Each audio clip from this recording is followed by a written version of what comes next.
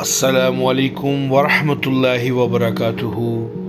مدینہ کی ایک جانب ایک چھوٹا سا گھر تھا جس میں ایک نابینا بوڑھی عورت رہتی تھی۔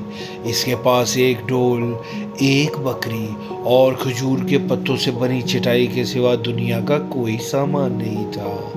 حضرت عمر فاروق رضی اللہ تعالیٰ عنہ ہر شب اس عورت کی خبر گیری کیا کرتے تھے، اس کے لیے پانی کا انتظام کرتے اور اس کی حالت سنوارتے۔ اس بات کو ایک عرصہ بیت گیا۔ ایک دن حضرت عمر فاروق رضی اللہ تعالیٰ عنہ اس کے گھر تشریف لے گئے تو دیکھا کہ ہر چیز باسلیقہ اور ترتیب کے ساتھ رکھی ہوئی ہے۔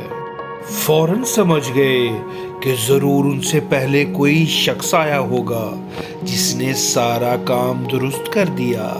اس کے بعد آپ رضی اللہ تعالیٰ عنہ کئی دن آئے اور ہر مرتبہ دیکھا کہ کوئی شخص ان سے پہلے آ کر گھر کا کام کر جاتا تھا۔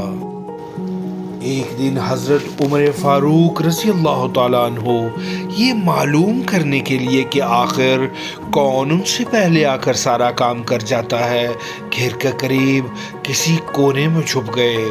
اچانک ایک آدمی کو گھر کے قریب آتے دیکھا۔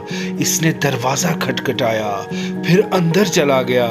وہ حضرت ابو بکر صدیق رضی اللہ تعالیٰ عنہ تھے جو ان دنوں مسلمانوں کے خلیفہ تھے۔